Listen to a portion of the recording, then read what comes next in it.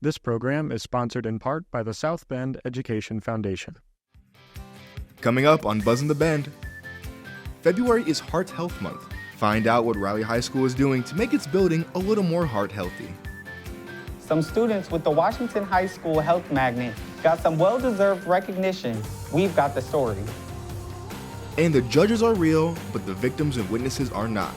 We'll tell you about a regional mock trial competition at John Adams High School. All this and more coming up on this edition of Buzzin' the Bend.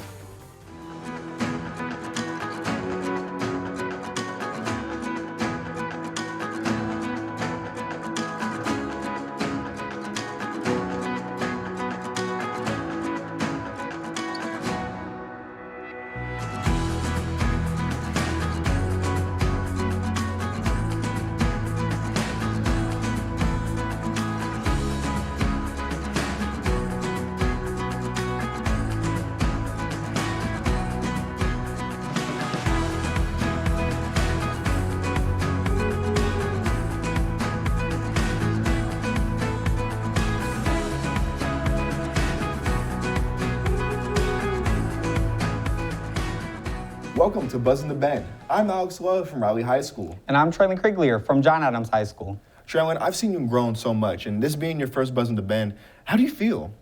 Thank you. I feel good. I feel like I've came a long way, and I like that I get to practice with my reading scripts and stuff for my future career. That's awesome. You know, I'm a senior, so I'm going to be graduating soon, so you got some pretty big shoes to fill. Hopefully I can do it. I mean, you have done great so far. Good luck, Traylon. Now, let's get into our stories. First up, South Bend Schools has a new interim superintendent. Mansour Reed, the former principal of Clay High School, who then headed the virtual school program for South Bend Schools, has assumed the role. Eid stepped into the position immediately following the school board's vote last Wednesday. He said he welcomes the chance to start moving forward, serving students and their parents, but acknowledged that there will be some tough decisions ahead. Outgoing Superintendent Dr. Todd Cummings resigned after a pushback for not closing schools on a very icy day last month. He will remain on paid leave through June of this year in order to use the leave he accumulated over the last 6 years. Then his contract, which was effective until June of 2026, will be bought out. With the Trump administration's hard stand on immigration, there are increased concerns around the country on how schools should handle a visit from the U.S. Immigration and Customs Enforcement, or ICE. Reporter Victoria Bravo, a recent transplant from Venezuela, has a story on how South Bend schools are approaching the issue. It should be noted that we worked on this story prior to Dr. Cummings' resignation. Sin embargo, muchos de ellos se sienten indignados por la deportación masiva del presidente Trump. Está siendo dirigida injustamente a las mismas personas que ayudaron a construir América en lo que es hoy en día. This city was built by immigrants and black migrants. Mientras que la iniciativa que declaró originalmente que detenieran a los inmigrantes indocumentados con antecedentes penales, la administración de Trump ha revocado las restricciones que anteriormente impidían que los agentes de inmigración, aduanas o el ICE entraran en hospitales, iglesias y escuelas. Eso ha provocado a la gente mucha incertidumbre. Criminal o penal en su contra. Estas son las categorías como de personas en situaciones más delicadas. Y si usted tiene miedo o tiene angustia sobre su situación migratoria, puede llamar a nosotros aquí en la Casa de Amistad para hacer una cita. Según el Departamento de Educación de los Estados Unidos, todos los niños tienen derecho a la educación independientemente de su situación migratoria. Eso permite a las escuelas evitar mantener registros del estado migratorio de los estados. And so we're working on a protocol with community service organizations and law enforcement that principals and their staff have a step-by-step method to operate should that happen. Para ayudar a garantizar la seguridad de las familias, la Casa de la Amistad ha creado un paquete de prevención familiar. Entre otras cosas, se supone que los padres deben designar una persona segura para sus hijos, se puedan quedar en emergencia durante ese tiempo. Si una persona desea llenar la plan de preparación familiar, pueden llamarnos por teléfono aquí en la Casa de Amistad y podemos fijar una cita. Algo más que las escuelas de South Bend han estado haciendo durante varios años para que los estudiantes estén seguros es permanecer con las puertas cerradas por fuera. And that we're going to do our best to make sure students and families are safe. Para SBS-TV, soy Victoria Bravo. The school board will vote on adopting the new policy at an upcoming meeting. We will share those details as they become available. A pop star, tennis prodigy turned actor, and up-and-coming podcaster becomes embroiled in a criminal trial when the actor is attacked at a Comic-Con in Indianapolis. Now the podcaster is on trial for intimidation and provocation of the attack due to inflammatory remarks he made on his show. That's the premise for the mock trial held at Adams High School over the weekend. Mock trial introduces Indiana students to the legal system and judicial branch of the government.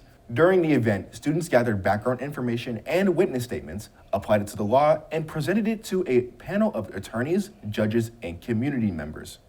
Adams had 6 mock trial teams at the event. Top teams advanced into the state competition in Indianapolis on March 8th and 9th.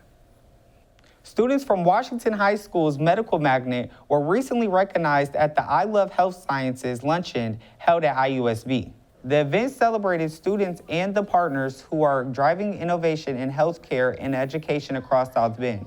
Students and graduates shared their inspiring stories from classrooms to hands-on experiences at IUSB and beyond.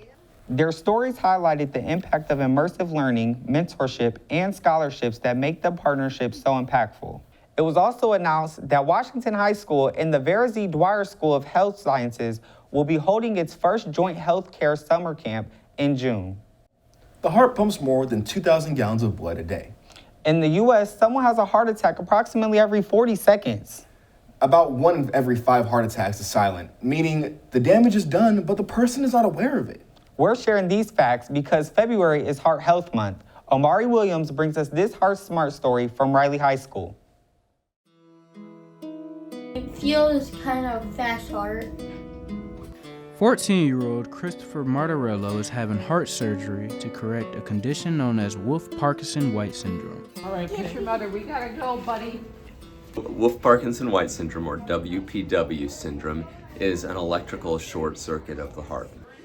The condition occurs in about 1 in every 1,000 people, but you may be more familiar with it from the news. It's one of the conditions in which seemingly healthy athletes can collapse on the field with heart attacks. It can cause the heart to go out of rhythm in a very dangerous way, called ventricular fibrillation. WPW is just one of the many reasons schools are now mandated to have automated defibrillators.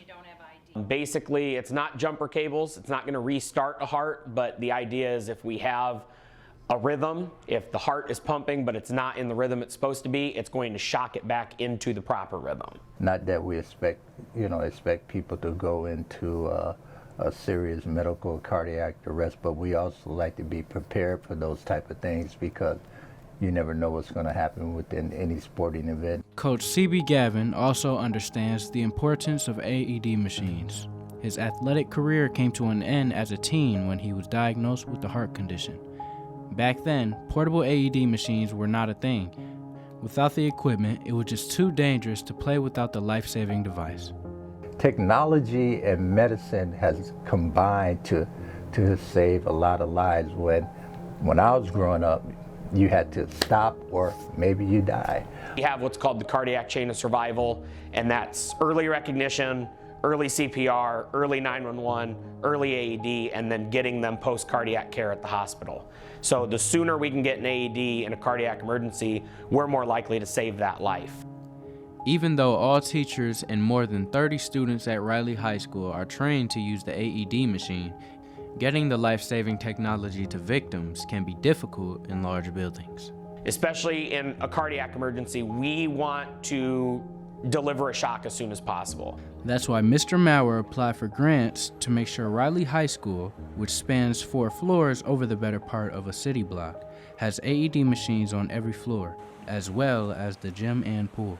AED machines are designed to be easy to use, even for those with no training. In fact, they provide clear automated instructions anyone can follow. Stay calm. Follow these voice instructions. Make sure 911 is called now. It will talk to you, it will tell you what it wants you to do, you hook it up and you use it. That's great comfort to people like Christopher Martorello. His surgery has fixed all it can, but WPW will still cause his heart to go out of rhythm every once in a while. Just having the electrical short circuit there, you can't feel that or tell that. But if it causes your heart to race in this SVT rhythm, then people usually are able to feel that. Therefore, knowing he's never far from a life-saving device makes living with WPW a little easier. I feel like so much better. I don't think about it anymore. I just try being a real kid. Dr. Steinberner says while AED machines can certainly boost the chances of survival in a cardiac emergency, it's still important for everyone to be their own best health advocate. If you have any concerns about your heart, please talk to your doctor. For SBS-TV, I'm Amari Williams. Coming up after the break, Riley's drama students recently got to rub shoulders with a celebrity. We'll tell you all about it, so stay tuned.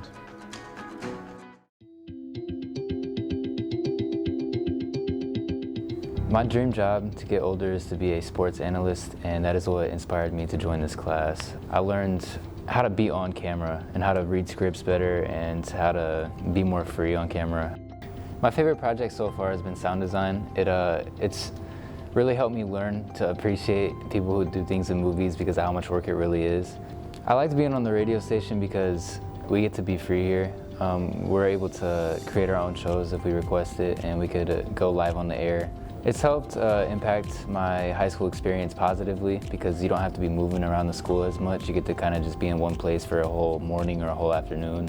CTE classes are on a 5.0 scale, so if you want to get your GPA up, it'll help a lot. This is a really good CTE. It's a good teacher, he's cool, and it's a good program.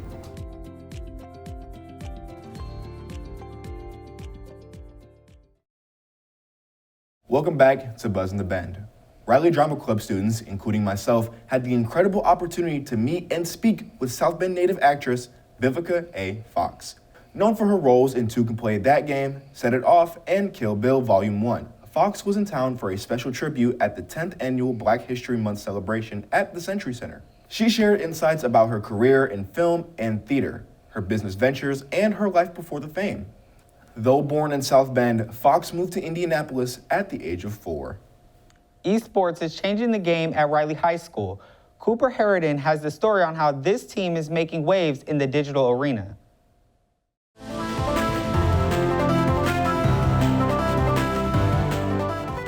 Esports, a fast rising club in schools and popularity. Esports can earn students scholarships, help provide teamwork skills, performance under pressure, and leadership skills. I played video games ever since I was very young, and I really enjoyed them.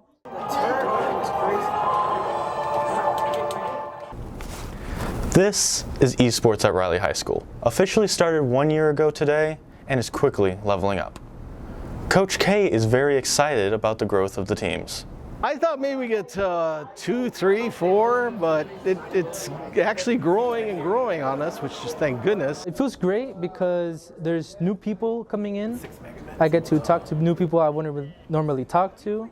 Mr. Corbettes is excited about the opportunities it provides. It took about 3 years before we finally got the equipment necessary. The Corsair 480s, for example, are killer game machines. I'm also aware of that the scholarships and the grants that colleges are offering to esport contestants. Each team has its own team leader that has a higher power when talking about what to do. I'm trying to be a captain of your own game because you don't know how other players play, people play and everything, and you kind of have to try to get used to that. Coach Penn has seen how esports gives direction to students in school. Video games have always been a passion for me. They've always been an outlet. It's always been a way for me to control my emotions and be in tune with myself and what I need to do and always stay focused. I know a lot of people coming up saying that video games are a big distraction, but for me, it was a way for me to lock in and do what I had to do. Overall, esports can help communication and stress. It gives everyone a future opportunity with skills and scholarships you can achieve. For Buzz in the Bend, I'm Cooper Harridan. Game on. It's now time for a look at all things for South Bend School sports. Here to tell us more is Isaiah Packer. Thanks, guys. In basketball news, the NIC has added a new tiebreaker rule to win the conference championship. And on Friday, South Bend Riley took on the Penn Kingsmen to determine who would be crowned. The Wildcats would have needed 3 points to win the conference championship due to South Bend St. Joe, Penn, and Riley all having one loss to each other. However, the Wildcats left no doubt winning by 28 points. The South Bend Riley Wildcats are your NIC champions. For our other South Bend schools, John Adams played Mishawaka Marion, losing 65-53, while Washington played Elkhart and won 89-60. Moving on to Notre Dame sports, their football and baseball program will have another timeshare agreement in the works. Brendan Logan from Snyder High School in Fort Wayne won't enroll until June, but he remains firmly on the radar for both programs. The 3-star safety and former Vanderbilt baseball commit isn't the first to split his time in Notre Dame. Drake Bowen suited up for the Irish as both a linebacker and an outfielder for 2 seasons before returning full-time to baseball. Lastly, we've all heard stories about people with the same name, but this one hits close to home. Concord High School in Elkhart has 2 swimmers with the same exact name. To make matters even more complicated, they even compete in the same relay unit. One Brindley Yoder is a sophomore, while the other Brindley Yoder is a freshman. These 2 girls are not related. They knew of each other prior to high school, but have only met this past year. They since have become good friends. To cut down on the confusion at swim meets, they use their middle names to distinguish who's who. Sophomore Brindley Yoder is Paige, while freshman Brindley Yoder is Shay. That'll do it for this week's edition of Sports Zone. I'm Isaiah Packer, now back to you guys. Finally, here's one of the strangest stories I've heard in a while. At one point in American history, it was legal to send children through the mail. This isn't a joke. Back when the U.S. Postal Service parcel service began in 1913, there was nothing from preventing people from mailing their children. One of the first families to try it were the Bigues of Ohio, who mailed their newborn son to his grandmother's house a mile down the road. In early days, it was a practical way to get children from point A to point B, especially for people in rural areas. Most people knew their postal carriers fairly well. Children weren't actually packaged up, but simply walked or carried on short trips from one place to another. The photos were staged by the post office. The longest recorded trip was of a 6-year-old who was mailed 750 miles from Florida to Virginia in 1915. The reason many people did this was because stamps were much cheaper than train tickets. However, when authorities caught wind of it, a law was put in place to stop the practice. Before we go, we have an exciting note to share. 3 of our media students have made it to the final round for anchors at IASB, which is our state media competition. That's right, Alex Love and myself are finalists in the TV news anchor category, while Cooper Harridan is up for radio news anchor. We will be going down to compete in Indianapolis this weekend for the title. The winners will be announced March 10th at the awards ceremony in Indianapolis. Well, that about wraps it up for this edition of Buzz in the Bend. Be sure to check us out at sbstvradio.org. I'm Alex Love. And I'm Trellin Krieglier. For all of us here at SBS TV, have a great weekend.